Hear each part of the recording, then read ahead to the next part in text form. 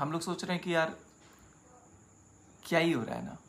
देखो, एक इंसान जो कभी किसी से हारता नहीं है, अचानक उसको अपनी गलती दिख जाए और हारे, तो वो माफ़ी ना मांग के ये स्टेटमेंट दे देता है कि हाँ, मैं खुद तो शांत हो रही हूँ लेकिन सचिन को छोड़ूंगी नहीं।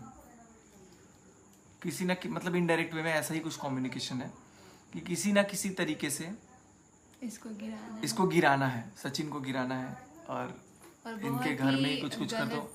बहुत ही भयंकर लेवल का साजिश रचा हुआ है, अभी मेरे सामने खुलासा हुआ है।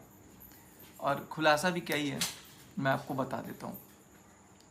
सबसे पहला प्रश्न जिसको लेके बदनाम किया जा रहा है, तो दवाई किसके लिए थी? तो दवाई थी नेहा दीदी के लिए।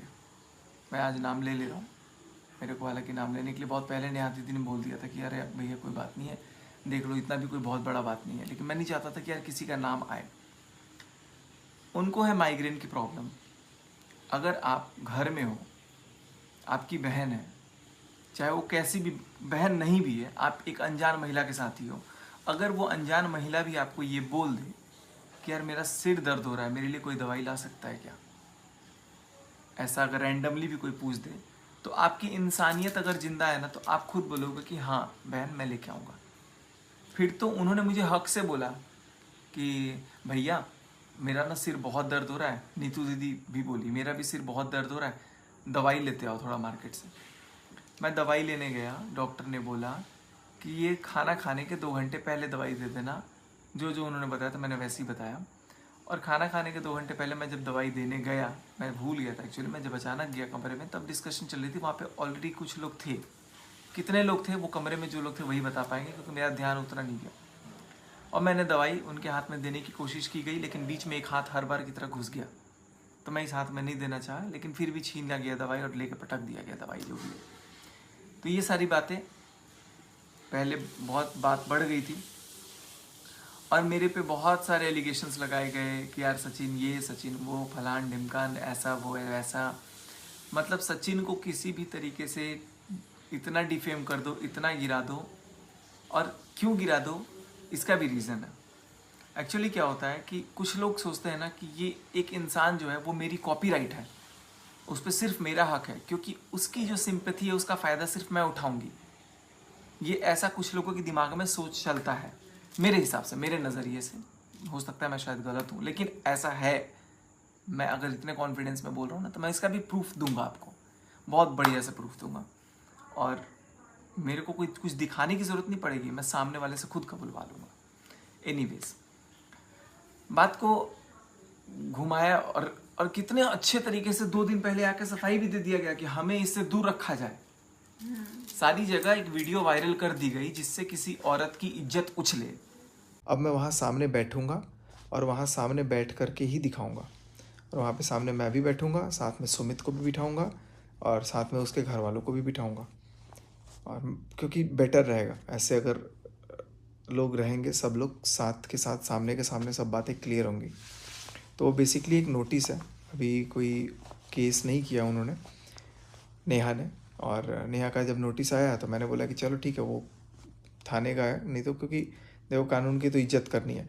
अब ये मत सोचिएगा कि मैं बिल्कुल डर गया हूँ, डरा नहीं हूँ, बिल्कुल भी नहीं डरा हूँ। मेरे को रोक दिया गया कि मैं आप लोगों से कुछ बोल ना पाऊँ, क्योंकि पता है उनको कि अगर सचिन बोल देगा सच तो बहुत गलत हो जाएगा।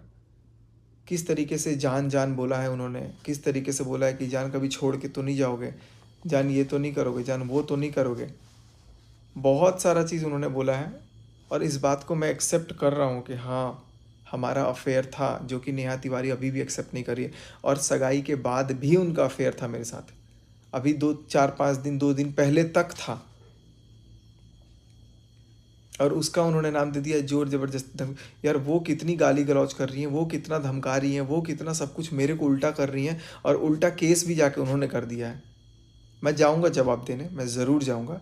मैं यहाँ से मैं थोड़ा कल टाइम लूँगा मैं, और उसके बाद से फिर जैसे मैं इंडिया वापस जाऊंगा, मैं पहला काम यही करूँगा, पहले मैं जाऊँगा भोपाल, मेरे को एक बार कोर्ट से नोटिस क्या करना था, मेरे को एक बार खुद से फ़ोन कर देते कि भोपाल आ जाओ, बात करनी है। एक बार चीनू फ़ोन कर देता, कोई फ़ोन कर देता कि भाई भोपाल आ जा, बात करनी है और अपन देखेंगे क्या करना है, तो करता उसके अकॉर्डिंग।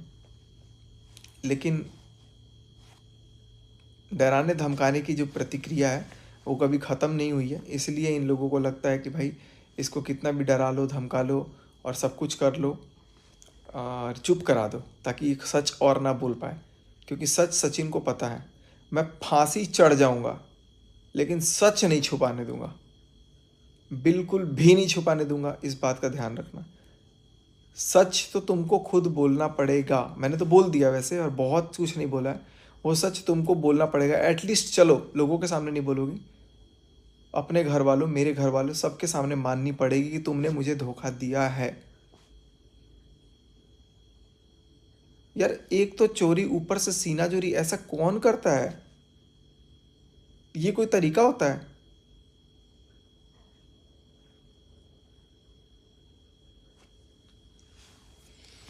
दबा दोगे ना, दबा ही तो दोगे ना, मार देना यार, मार दो मेरे को।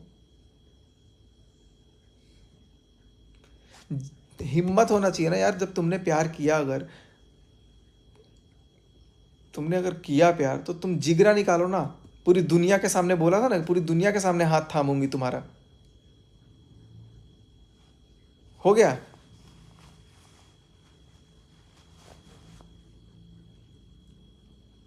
पागल कर दिया, पागल।